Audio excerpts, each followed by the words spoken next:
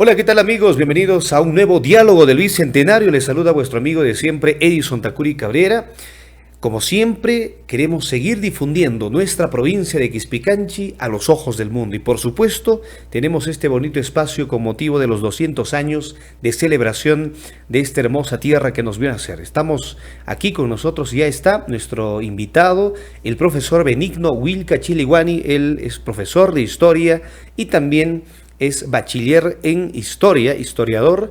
Sí, también ha realizado algunas investigaciones sobre Marcapata, a quien le damos la cordial bienvenida. Bienvenido, Benigno, a esta pequeña entrevista. Buenos días, Edison. Es un gran gusto estar con usted aquí y será también un gran privilegio para compartir algunos conocimientos sobre Marcapata y felicitarte por la difusión cultural que siempre usted promueve.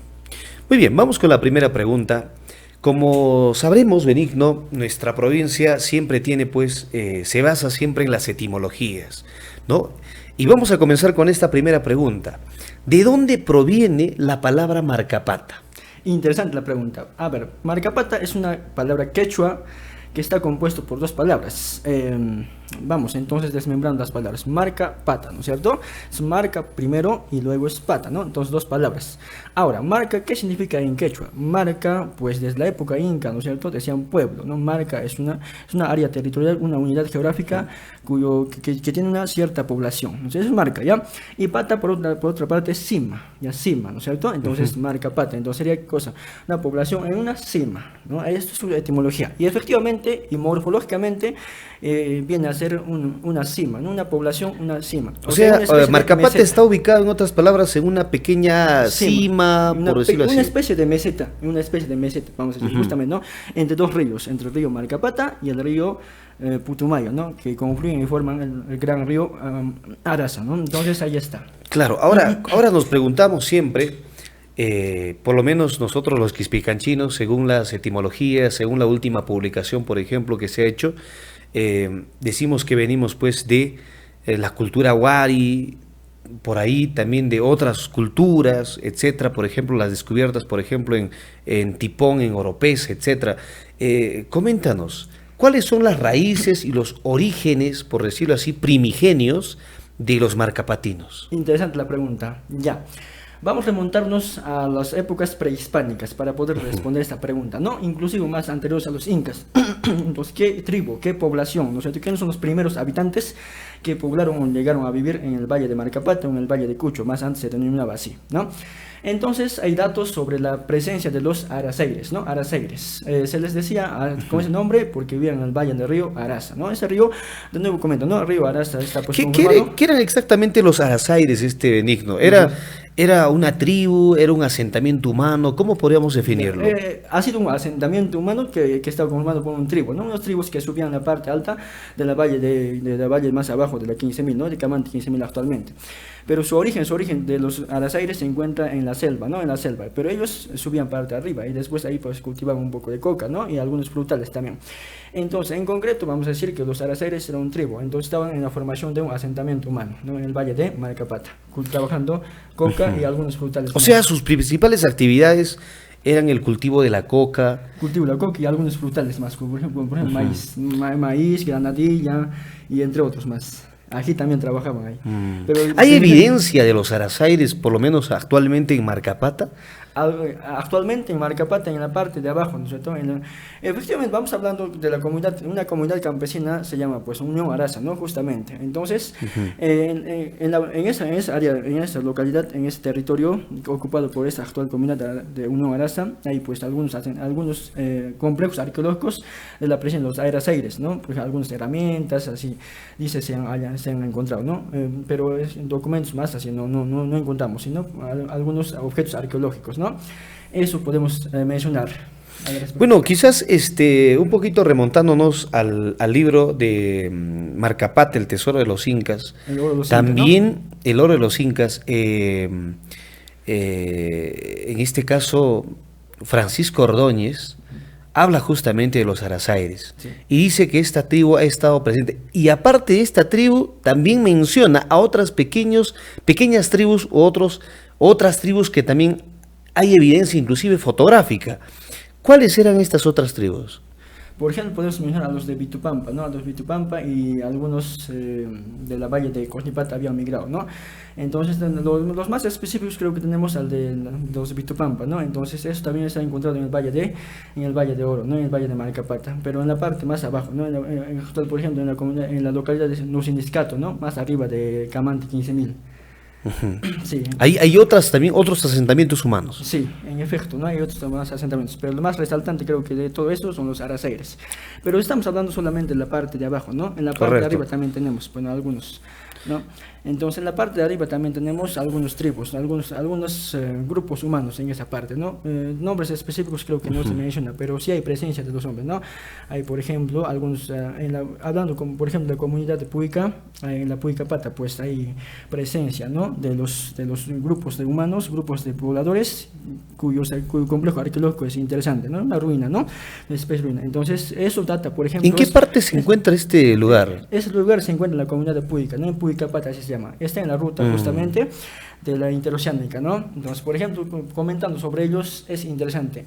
Hemos calculado en el tiempo que ellos pueden ser contemporáneos a los de, pues, a los de Caral, a los de Chávez un poco más antes, porque su construcción es arquitectónicos son un poco rústicos nomás, ¿no? Sí. Bueno, ahora cuando hablamos de Marcapata, profesor Benigno, también hablamos necesariamente del tema del oro. Ha habido una época terrible, una fiebre del oro, donde inclusive han visitado Marcapata personas extranjeras, alemanes, rusos, italianos y de otros países, justamente aventurados, por decirlo así, pues por el tesoro pues de los incas, inclusive hablando del Paititi. Hay esta teoría también en algunos libros, por supuesto, de historia respecto a Marcapata. En ese sentido, ¿cuál es la historia del oro y la influencia del oro en la historia de Marcapata? Interesante, muy buena la pregunta, ¿no? A Marcapata se le conoce básicamente por dos cosas. Vamos a empezar hablando de eso, ¿no? Por el oro y por la coca, ¿ya? Ahora, el oro se trabajaba desde la época de los incas, ¿no? Es una actividad económica muy importante, ¿no? Y la coca también igual, el oro y la coca, ¿no es cierto? Entonces, el oro es aluvial, es arrastrado por las aguas, ¿no es cierto? Que se desprende desde la Usangata, entonces la Usangata de esa parte de la cordillera, y por el río baja, pues, ¿no? Hasta Madre de Dios. Entonces ahí se encuentra pues el oro en el agua, ¿no? Oro aluvial, ¿ya? Entonces ahora esto ha sido de un carácter muy importante, un llamativo, el más llamativo, ¿no es cierto? Por eso ha atraído a los extranjeros europeos justamente de Europa Oriental, ¿no es cierto? En el siglo XIX, en el siglo XX también, a finales del siglo XIX, a inicios del siglo XX han habido pues varias expediciones, ¿no es cierto? ¿Y es cierto eso? Marcapata. Entonces, ¿con qué objetivo han sido expediciones? Justamente para explorar y estudiar la capacidad, la cantidad de oro, ¿no? En el valle de Marcapata.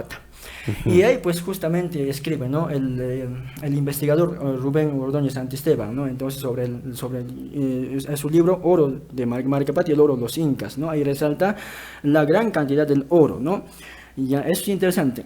Entonces, los expedicionarios europeos de Europa Oriental van, ¿no? Y después estudian justamente y hallan básicamente el oro en Camante 15.000, ¿no? Camante, en el distrito, actual distrito Camante, ¿no? Entonces ahí, pues, hasta ahora conocemos que Camante, pues, uno de los distritos de Quispicanchi, es conocido y famoso por el oro, ¿no? Entonces, en efecto, el oro tiene que ver bastante con Marcapata, pero hasta cierta parte del tiempo nomás. Por ejemplo, podemos ver hasta 1951, porque después, pues, se va a desmembrarse en dos, ¿no? Marcapata y Camante se van a separarse. Entonces, el oro, ¿no es cierto?, va a pertenecer a Camante. Ya no tanto Marcapata. ¿Por qué? Porque el oro, pues, ¿no es cierto?, más está en la selva, el oro aluvial. No está tanto, no es tan notorio en la parte alta de Marcapata, ¿no? Pero sí en la parte de abajo, que es actualmente el Camante, ahí sí hay centros mineros que trabajan los mineros y todo ello. Es fundamental esta parte. Claro, entonces sí es cierto, o sea, sí. Movidos en este caso por la fiebre del oro, han venido en este caso también extranjeros a este lugar. Por ejemplo, hay los Kalinowski, por ejemplo, que son... La familia Kalinowski, sí. ¿no? Y aparte hay otras familias también. Sí. De los europeos, podemos hablar desde desde los inicios del siglo XX, de 1920, 1940 hasta 60, ¿no? En el 60 vienen los Kalinowskis. Actualmente los Kalinowskis sí están viviendo, ¿no? La familia Kalinowski. O sea, sí existe una familia también. Sí existe la familia Kalinowski. Y ellos eran de Polonia, ¿no? Los polacos, ¿no? De Europa Oriental, no solo polacos, sino alemanes, polacos y rusos también, ¿no? Es interesante ellos. Ahora, es una migración, yo le llamo a esto migración de la Europa Oriental, ¿no? Ha tenido dos fines. Uno, colonizar, ¿no? Porque encontramos algunos datos que los rusos, que los polacos, todos ellos venían con objetivo de colonizar, y otros y con el propósito de explorar el oro, ¿no? ¿Sí? Entonces hay una gran oleada de migración de los rusos. Bueno, entonces sí es cierto, en todo caso, de que sí ha habido una fiebre, en este caso el oro, lavaderos de oro, gente motivada en este caso por el oro. Aventureros, por decirlo así. Y fruto de esto también ha venido una etapa terriblemente devastadora para las comunidades originarias, o por lo menos comunidades nativas, que también habla el libro, en este caso, de José Ordóñez. A ver si nos puedes comentar, profesor Benigno, ¿es cierto esto? O sea, han venido también, junto con el oro, han venido diferentes males, vicios y defectos traídos también desde Europa. Efectivamente, ¿no? Los exploradores o los migrantes, ¿no es cierto?, siempre van a venir o van a incursionar cometiendo serie de abusos o crímenes, ¿no es cierto?, ya sea a la población o ya sea a la naturaleza, ¿no? Entonces, haciendo un paralelismo, con la invasión española al Perú, ¿cierto? Ellos, por ejemplo, los españoles en el siglo XVI, pues llegaron, ¿cierto? Y pues saquearon todo eso. Lo mismo podemos decirlo, ¿no? En el Valle de Marcapata, los exploradores, los expedicionarios entran al Valle de Marcapata y cometen una serie de abusos.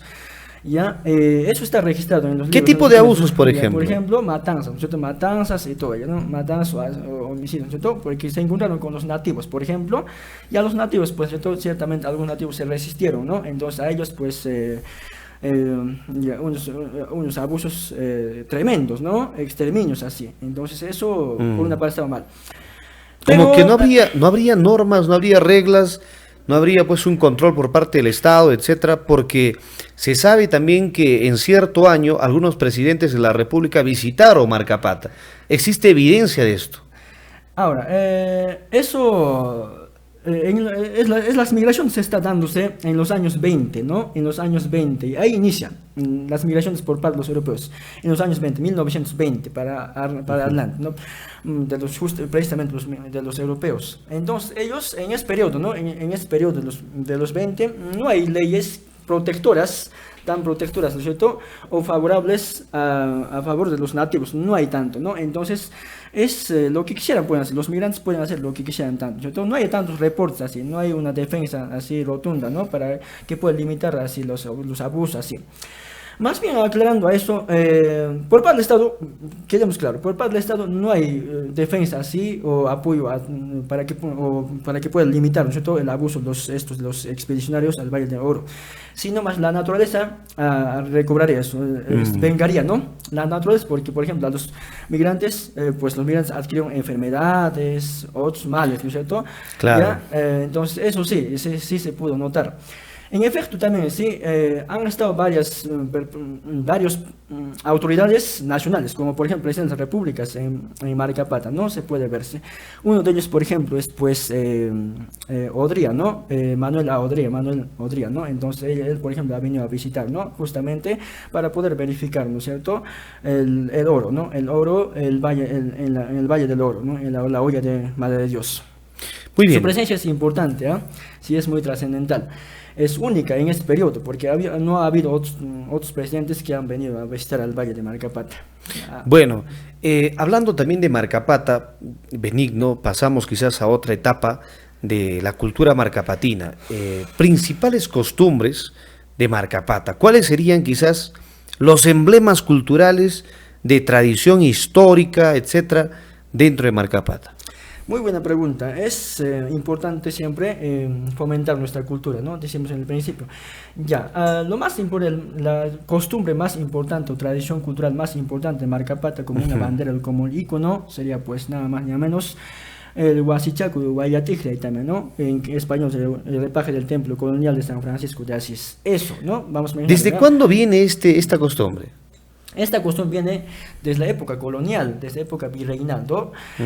Desde la construcción del templo colonial de San Francisco de Asís de Marcapata, que se construyó a finales del siglo XVII y inicio del siglo XVIII, es decir, a finales de 1600 y a inicios de 1700, ¿no es cierto?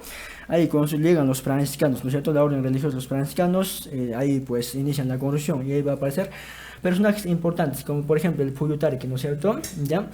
Es bonito comentar sobre Puyutarqui también, pero vamos ¿Qué es el Puyutarqui? Ah, interesante. Puyutarqui, pues es hasta el momento, nosotros la población marcapateña lo toma como un personaje mítico, ¿no? Personaje legendario, ¿no? Hasta ahí nomás, ¿no? Pero, por ejemplo, pero ¿cómo es ese ser mítico? Ya, ¿Es un hombre? ya. ¿Es un socahuayra? ¿Qué es? Excelente, ¿no?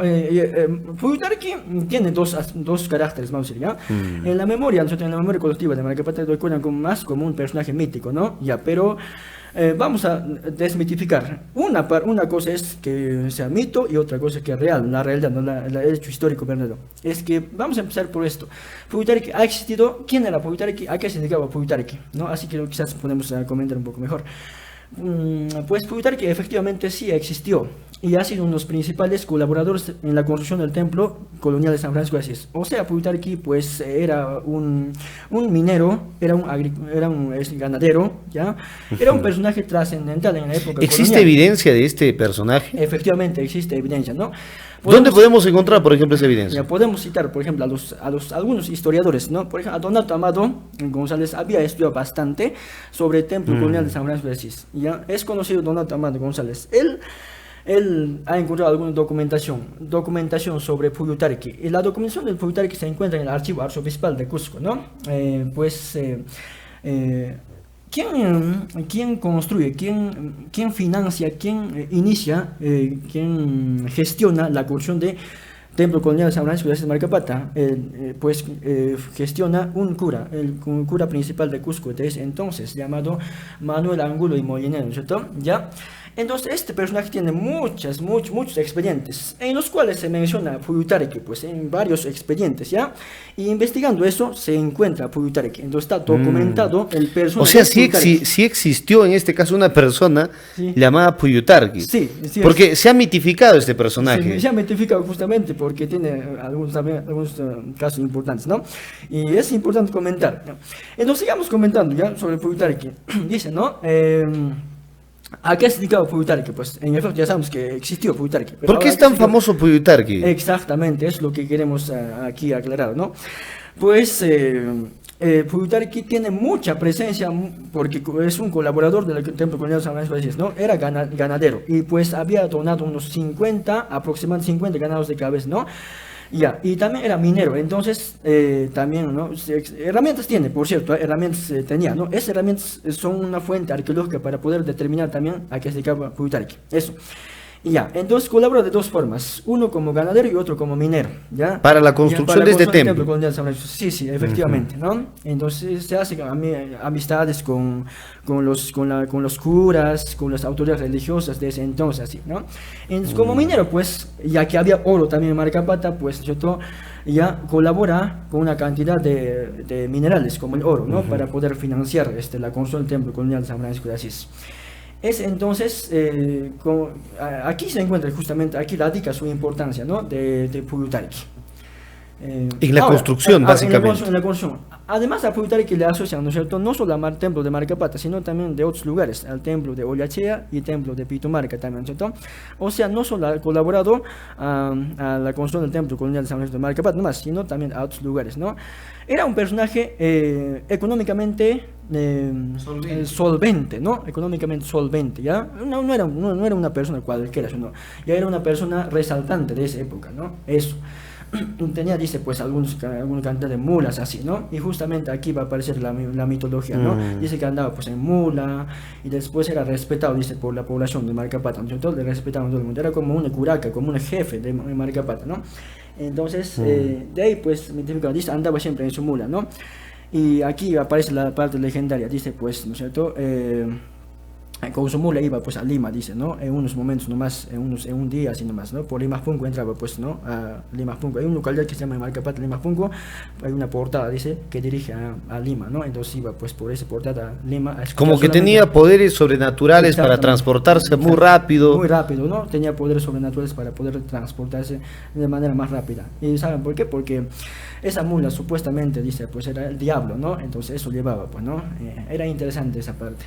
Bueno, entonces formó parte también de la construcción de este templo, San Francisco de Asís. Como personaje histórico, sí. Sí formó parte. Formó parte. Ahora, personaje mítico. Esa es otra cosa diferente, ¿no? Sí. Pero, ¿qué significa esta costumbre, profesor Benigno? Coméntanos un poco, quizás, para quienes no conocen. Recordemos que este video lo van a ver pues bastantes personas que necesariamente no han estado en Marcapata. ¿Qué significa esta costumbre en Marcapata? En primer lugar, esto es una riqueza cultural única que tiene Marcapata, ¿no? ¿Por qué? Porque es hasta el momento que se llama, ¿no es cierto? Es el único templo colonial que aún, pues, ¿no es cierto?, se hace con una costumbre sincrética, o sea, existe un fenómeno de sincretismo, ¿ya? Eso en un momentito lo comentamos. Ahora, vamos comentando en qué radica la importancia para el momento de la costumbre del Guayatigre, ¿no? Es que es el único de todo el sur andino, de Cusco, Arequipa, ¿no es cierto? No hay otros templos, no hay en otros lugares que todavía podemos observar un templo colonial que se esté, ¿no es cierto?, cambiando su techo, que es de pajita, no hay otro. Entonces, es única, ¿no? Y pues, ahora, durante esa costumbre de cambiar el techo del templo colonial, ¿no es cierto?, pues tiene varios elementos, hay participación de diversos personajes, diversos elementos, ¿no? Eso hace una costumbre muy rico, Por ejemplo, ¿qué elementos serían estos? Ya. Por ejemplo, en el repaje o el Guayatigre se hace pues cada 4 años en el templo. Es cada 4 años, no es cada año. Cada 4 años. Cada 4 años en la segunda semana del mes de agosto. ¿Ya? ¿Por qué tiene que ser en agosto? En agosto porque ahí pues se prepara, aquí participan todo el distrito de Marcapata, ¿ya? Todas las comunidades participan, y para el mes de agosto pues se prepara un tipo de paja, en quechua le decimos ichu, es huaya, ¿ya? Hay dos tipos de pajas. Uno es guaya y otro es el que se parece a una avena así normal, ¿no? Ya, el guaya es el más fino, ¿no es cierto? Entonces eso se prepara ya pues en tiempos donde no hay lluvia, ¿no? Por ejemplo, se prepara desde abril, mayo, junio, julio. Entonces se requiere cantidad de guaya, ¿ok? Y solamente eso podemos adquirirlo en los tiempos donde no hay lluvia, ¿no? Entonces eso es para agosto. O sea, como listo. Que es una paja un poco selecta la que se utiliza para el repechaje. Selecta, no puede ser cualquiera, ¿ya? No puede ser cualquier paja. No puede ser cualquier paja, no puede ser. Entonces, justamente toda la comunidad se prepara justamente para el mes de agosto. Ahora, ¿cuál es el proceso, profesor Benigno, de este... ¿qué otros elementos aparte de esto? Sabemos que todas las comunidades participan, ¿no? Sí. También, bueno, según mis lecturas he podido saber que las mujeres no se pueden acercar.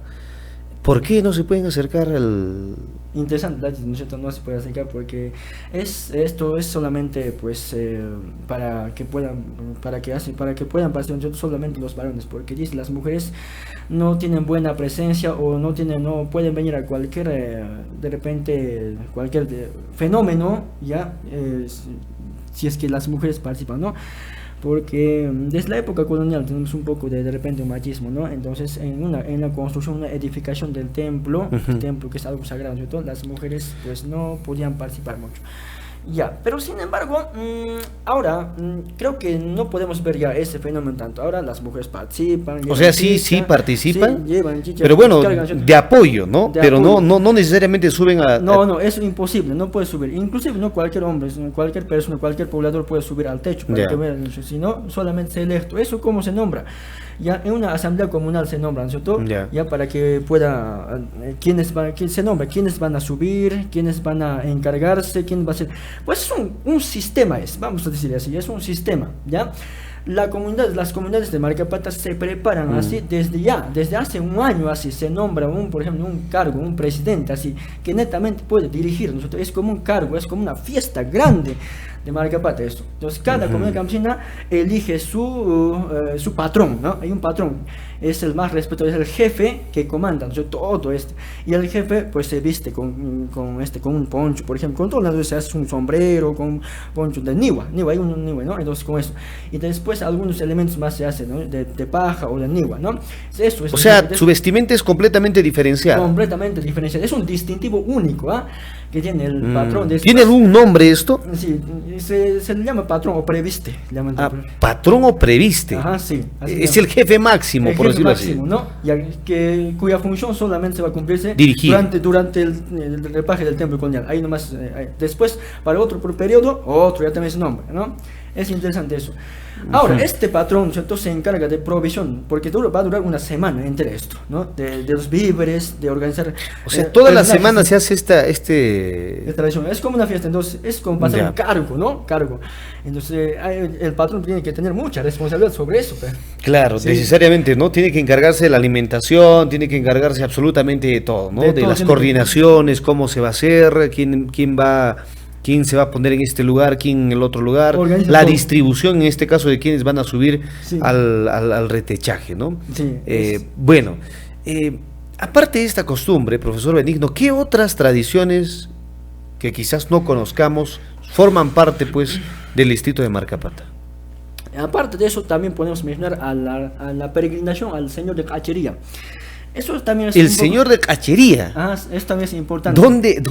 ¿Dónde se hace esta peregrinación? Ya, el señor de Cachería es un señor que está en el templo de Cachería, en la localidad de Cachupampa, ¿ya? Cachupampa, dice, no Cachupampa, ¿no? Ahora Cachupampa, ¿ya? Eso se encuentra a las orillas del río Marcapata, en la parte de abajo, no está en la cima, en la parte de abajo hay un templo, ¿no?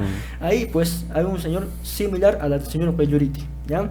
Que se parece, pero que tiene elementos muy andinos, ¿ah? Fíjese en los elementos. O sea, es una piedra también, una aparición. Sí, algo así, una aparición también, ¿ya? Y pues se peregrina, pues, ¿no es cierto? Se peregrina con los rituales, ¿no es cierto?, propias de Coyurite. Es interesante.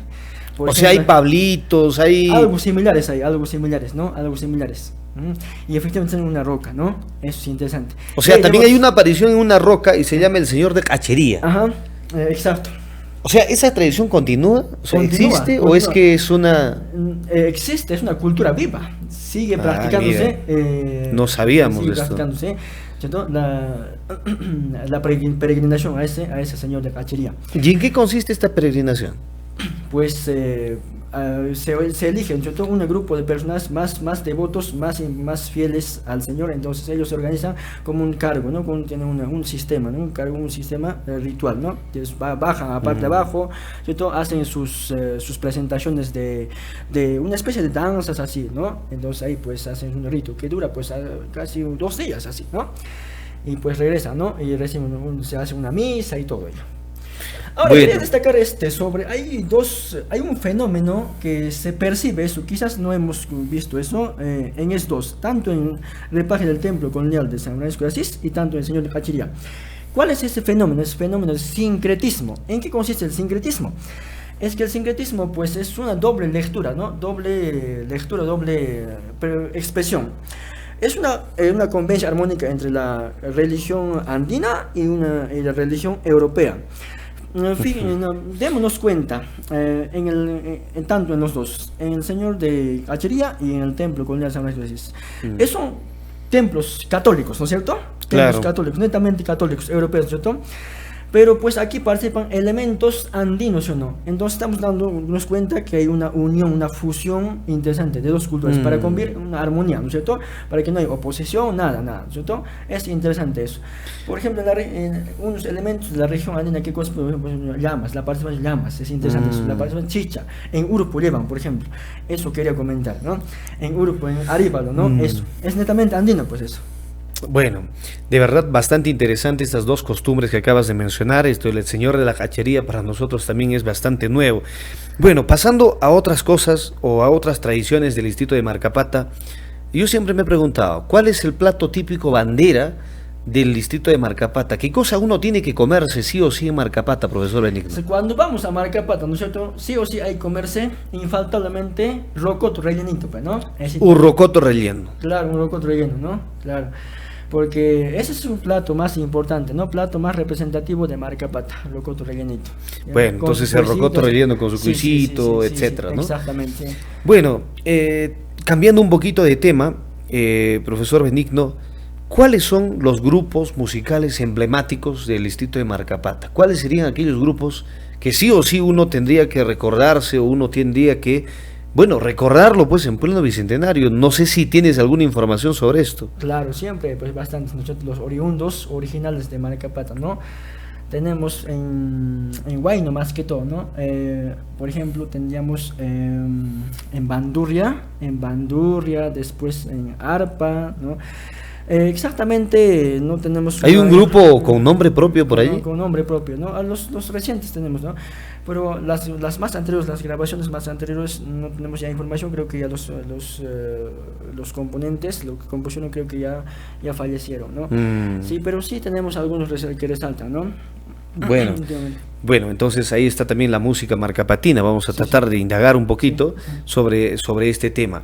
Bueno, también yo creo que es infaltable preguntar esta pregunta que seguramente muchos marcapatinos o quizás que picantinos también se preguntan. Dicen, a los marcapatinos les consideran asnapoljos o oljos nada más.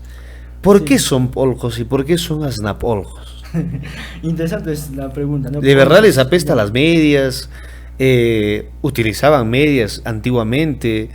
¿Qué relación tiene esto con...? Polco es media, ¿no? En español, claro. claro. Entonces, a lo que estábamos averiguando, ¿no es cierto? Los polcos, hasta polco dicen, ¿no? Aunque no se maneja mucho, pero ya, es una terminología para poder referirnos, ¿cierto? Como para poner un sobrenombre, ¿no? A los pobladores de la localidad de Marcapata.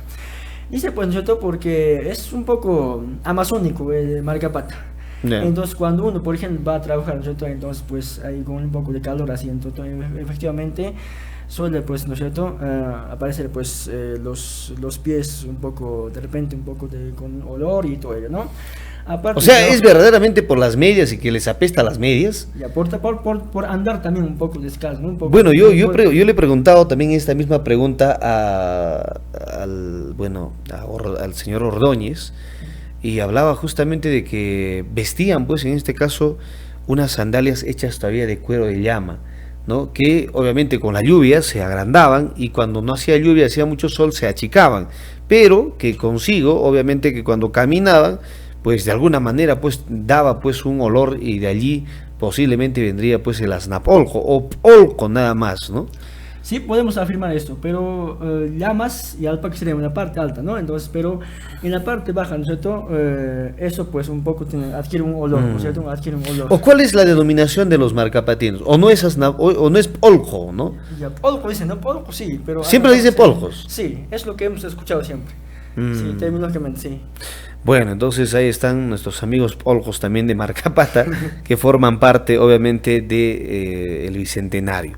Bueno, hemos conversado creo de diversos temas y yo quisiera también adentrarme al tema de la participación de Tupac Amaru en Marcapata. No sé si tienes alguna información, profesor Benigno, porque por allí hemos tenido unas pinceladas a través de las lecturas de que también la rebelión de Tupac Amaru llegó a Marcapata. ¿Cómo fue esto? En la época colonial, eso vamos a decir, en 1780, ¿no? Interesante la pregunta. Vamos a partir hablando de Tupac Amaru, ¿no? Tupac Amaru pues hace su revolución, ¿no? Ante la explotación española y todo ello, ¿no? Y después se desarrolla en todo Sudamérica. ¿Ha estado en Marcapata? ¿No ha estado? La presencia de Tupac Amaru sí ha estado, ¿no? Tupac Amaru mismo como persona no ha estado en Marcapata, ¿no? Pero sí sus lugartenientes, ¿no es cierto? Hay dos versiones. Su principal lugarteniente era pues quien asumió el liderazgo después de la captura de Tupac Amaru, pues ha sido Diego Cristóbal Tupac Amaru, su primo hermano, ¿no? Diego Cristóbal Tupac Amaru. Dicen que hay dos historiadores que sostienen eso, ¿no? Tanto Margaret Najarro, que es docente de la UNSAG, y otro Charles Walker, ¿no? Diciendo que Diego Cristóbal sí ha estado presente en Marcapata por un tiempo, ¿no? Unos días. ¿Ya? No. Pero lo más notorio es la presencia de los hermanos de la familia Condori, ¿no? Lorenzo y Simón y Lorenzo Condori. Ellos estaban presentes. ¿Cuál es la cuestión? Es que Simón y Lorenzo Condori, ya al momento de la revolución de Tupac Amaru, ellos también animaron a la población, ¿cierto? A apoyar a esa revolución, a sumarse a esa revolución. O sea, fueron como líderes, como bases, ¿no? Como como organización de la base. Simón y Lorenzo Condori ya dicen, ¿no? Hay que sumarnos a la revolución de Tupac Amaru, así. ¿Ya? Pero también hay otro personaje que viene del lado de Puno. Es Santos o Simón Guayua, un Guayua es, entonces él viene por Puno, ¿no? Y también anima, ¿no es cierto?, a los pobladores de Marcapata para que puedan sumarse a la revolución de Tupac Amaru. Pero aquí a los gobernadores, las autoridades coloniales, pues se enteran de todo ello y pues mandan a capturar a esos personajes y pues en efecto encuentran y después pues ejecutan, ¿no es cierto? Ahí nomás se termina entonces la presencia de los tupajamaristas en Marcapata. Pero en concreto, en conclusión, es que sí, estaba presente Diego Cristóbal Tupac Amaru y también unos líderes tupajamaristas importantes, como hemos mencionado, Simón y Lorenzo Condori, ¿no? Ellos que hicieron, animaron a la población a sumarse a la revolución, pero fracasó fundamentalmente, ¿no? Muy interesante, de verdad. Sí. A propósito, también no sería justo en este caso no nombrar a los baños termales de Marcapata. Se dice que tiene en este caso pues una agua prodigiosa, que cura algunos males, es una especie de curalo todo, y por supuesto nuestra provincia de Quispicanchi se enaltece pues de tener un lugar de este tipo. ¿Existe todavía los balnearios, por decirlo así, de Marcapata? ¿Qué se sabe sobre esto? Creo que de toda la provincia de Quispicanchis, Marcapata es el único que tiene las aguas termales más enigmáticos, ¿no es cierto?, importantes, porque es aguas minerales, ¿no? Contienen una cantidad de minerales, ¿no?, y que son muy importantes. Ahora, estas aguas termales, cuando uno va, ¿no es cierto?, a darse un baño, entonces, por ejemplo, si tiene algún malestar, ¿no es cierto?, por ejemplo, reumatismo, ¿no es cierto?, entonces, claro, cuando entra, ¿no es cierto?, después, cuando va constante, esos malestares van mejorando, ¿no es cierto?, van mejorando. Son aguas termomedicinales, ¿no? Y pues tiene composiciones minerales, varios, por ejemplo, magnesio, hierro y algunos elementos más, muchos más, ¿no?, que podemos mencionar también, algunos nombres, son muchos. Y es único y tiene diferente temperatura. Algunos aguas son varias fuentes, ¿no? Son tibios, algunos son varias fuentes. Entonces, para algunos fuentes son un poco tibios, algunos son muy quemantes, hirvientes, ¿no? Y algunos, los más hirvientes dicen que son los más curativos, dicen, ¿no? Entonces eso. Y es un privilegio tener que Quispicanchi tenga pues un distrito que tiene aguas así interesantes, porque de Conga también no lo supera, ¿no? Pero de Marcapata es más primigenio, más importante. Claro, más además medicinal. que lo mezclan con algunas hierbas. Ahora, hay un tipo de mezclas especiales, ¿no? Con eucalipto, yo qué sé, con otras hierbas que también pues forman parte de la curación popular. Se dice que cura de todo. En efecto, entonces, pero si uno quiere, por ejemplo, ¿cierto?, interesarse más, ya que de repente está mal, ¿no?, de reumatismo o de otros males, ¿no es cierto?, ya de pulmones, así, ¿no es De cierto?, acuerdo al mal, ¿no?, te preparan, ¿no? Entonces piden, ¿no es cierto?, a los que atienden en los baños termales, aguas termomedicinales, entonces ellos se dedican a prepararlo específicamente, ¿cierto?, específicamente a las aguas calientes, y colocan una serie de hierbas, ¿no es cierto?, entonces ahí pues uno ingresa y después ahí pues sale sano. En efecto, está comprobado. Es cierto. Es cierto, entonces limitamos pues a los... Bueno, así es que ya tenemos un motivo para ir a Marcapata, sí, y por supuesto ir a sus aguas termales. Profesor Benigno, creo que hemos hablado absolutamente de todo. Yo quisiera agradecerte por permitirme en este caso entrevistarte sobre Marcapata. Yo sé que muchas personas también conocen bastantes cosas sobre Marcapata. Ojalá y nos dejen pues algún comentario en esta pequeña entrevista. Profesor Benigno, estamos cumpliendo 200 años, tú también como quispicanchino. De hecho que estamos contentos de formar parte de este hermoso territorio llamado Quispicanchi. ¿Cuál sería el mensaje que tú le mandas pues a toda la población quispicanchina, no solamente a Marcapata, a toda esa gama de quispicanchinos que sienten por su pueblo? ¿Qué significa para ti Quispicanchi como marcapatino? Creo que ser quispicanchino es un gran privilegio, un honor, ¿no es cierto?, porque tenemos muchos elementos naturales y culturales para poder ser alegres y felices, ¿no es cierto?, para poder sentirnos un sentimiento de pertenencia a Quispicanchi. Entonces eso no hay que perder. En cada distrito tenemos elementos culturales en Marcapata, en Ocongate, en mismo Urcos, ¿no es cierto?, en Andahuaylas, ¿ya? Y tiene una gran trascendencia histórica, así que, ¿no es cierto?, entonces tenemos un gran motivo de ser felices y cumplir estos 200 años, ¿no es cierto?, de creación política, desde la época de 200 años de vida republicana, ¿no? Entonces, pues, saludarle y a seguir, pues, desarrollándonos, mejorándonos económicamente, culturalmente. Somos los mejores, creo, ¿no? Eso podemos hacer. No somos cualquiera, somos una de las provincias, segunda provincia más importante de toda la región del Cusco, ¿no? Entonces, pues, un feliz aniversario del Bicentenario a la provincia de Quispicanchi y a todos sus distritos. Muchas gracias, profesor Benigno. Muy agradecido por esta entrevista. Hasta una próxima oportunidad. Muchísimas gracias a usted también por esta oportunidad de compartir los conocimientos. Muy bien, amigos, llegamos a la parte final de este diálogo del Bicentenario. Es un gusto siempre conversar con cultores de la cultura, investigadores. Aquí el profesor Benigno, bastante joven, y también es importante mencionar, está haciendo una tesis sobre la historia de Marcapata. Justamente allí, seguramente muy pronto, se va a publicar esta investigación como historiador, y por supuesto en su momento vamos a tener acceso a esta información y a estas fuentes que ha recopilado. Muchas gracias, profesor Benigno. Muchas gracias, amigos de las redes sociales. Haile Quispicanchi, que vivan los 200 años en nuestra hermosa provincia de Quispicanchi. Con permiso, hasta una próxima oportunidad.